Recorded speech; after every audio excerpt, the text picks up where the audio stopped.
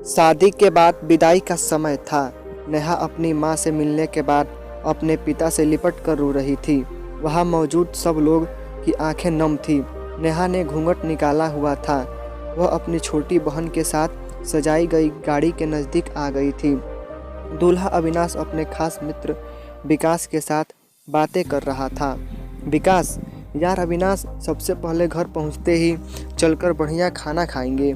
यहाँ तेरी ससुराल में खाने का मज़ा नहीं आया। तभी पास में खड़ा अविनाश का छोटा भाई राकेश बोला, हाँ यार, पनीर कुछ ठीक नहीं था और रस मलाई में रस ही नहीं था।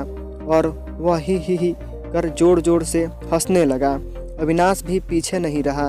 अरे हम लोग अमृत बाग चलेंगे, जो खाना है खा लेना, मुझे भी यहाँ खाने में मज़ा नहीं आया। रोटियाँ भी गर्म नहीं थी। अपने पति के मुंह से यह शब्द सुनते ही नेहा, जो घूंघट में गाड़ी में बैठने ही जा रही थी, वापस मुड़ी।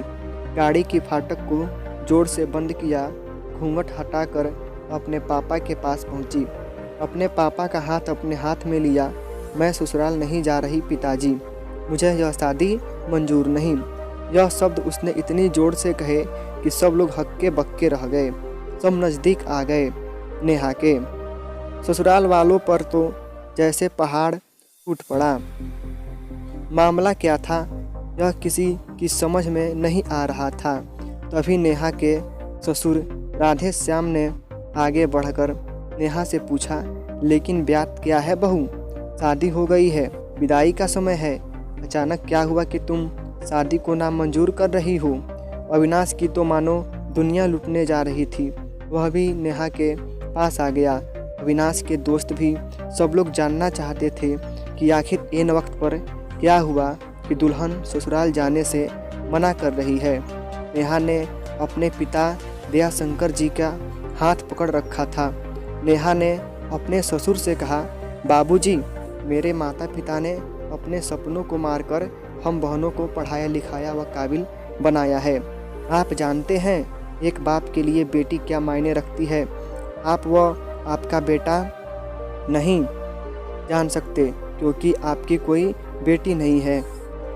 नेहा रोती हुई बोले जा रही थी, आप जानते हैं मेरी शादी के लिए व शादी में बारातियों की आवाभगत में कोई कमी न रह जाए, इसलिए मेरे पिताजी पिछले 1 साल से रात को 2 से 3 बजे तक जागकर मेरी माँ के साथ योजना बनाते थे।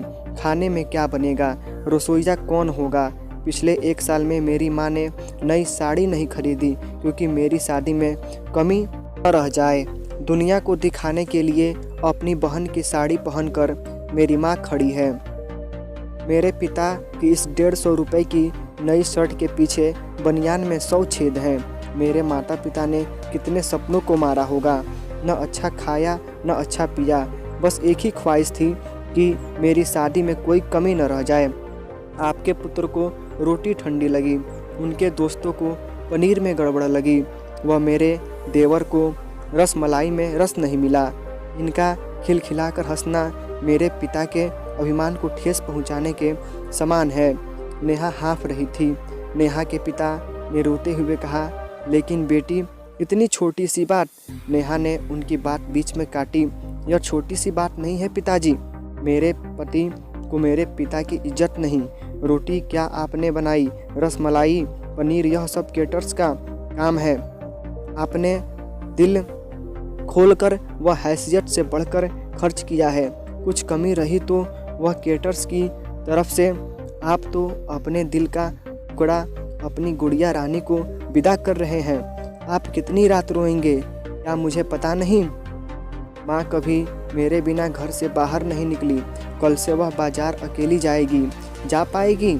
जो लोग पत्नी या बहू लेने आए हैं वह खाने में कमियां निकाल रहे हैं। मुझ में कोई कमी आपने नहीं रखी। यह बात इनकी समझ में नहीं आई।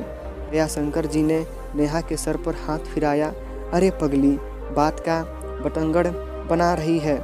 मुझे तुझ पर गर्व है कि तू मेरी बेटी है, लेकिन बेटा इन्हें माफ़ कर दे, तुझे मेरी कसम, शांत हो जा। तभी अविनाश ने आकर दयाशंकर जी के हाथ पकड़ लिए। मुझे माफ़ कर दीजिए बाबूजी, मुझसे गलती हो गई। मैं उसका गला बैठ गया था, रो पड़ा था। वह तभी राधेश्याम जी ने आगे बढ़कर नेहा के सर पर हाथ रखा। मैं तो बहू लेने आया था, लेकिन ईश्वर बहुत कृपालु है, उसने मुझे बेटी दे दी। वह बेटी की अहमियत भी समझा दी। मुझे ईश्वर ने बेटी नहीं दी, शायद इसलिए कि तेरे जैसी बेटी मेरी नसीब में थी। अब बेटी इन नालायकों को माफ़ कर दे।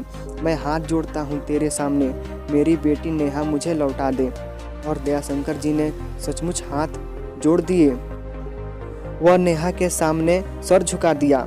नेहा ने अपने ससुर के हाथ पकड़ लिए। बाबूजी, राधेश्याम जी ने कहा। बाबूजी नहीं पिताजी। नेहा भी भावुक होकर राधेश्याम जी से लिपट गई थी। दयाशंकर जी ऐसी बेटी पाकर गौरव की अनुभूति कर रहे थे। नेहा अब राजी खुशी अपने ससुराल रवाना हो गई। पीछे छोड़ गई थी आंसुओं से भीगी अपने माँ पिताजी की आंखें, अपने पिता का वह आंगन जिस पर कल तक वह चहकती थी। आज से इस आंगन की चिड़िया उड़ गई थी किसी दूर प्रदेश में और किसी पेड़ पर अपना घरौंदा बनाएगी। तो दोस्तों, मेरी ये छोटी सी स्टोरी आप लोगों को कैसी लगी कमेंट बॉक्स में ज़रूर बताइएगा और मेरे चैनल को सब्सक्राइब कीजिएगा और लाइक कीजिएगा।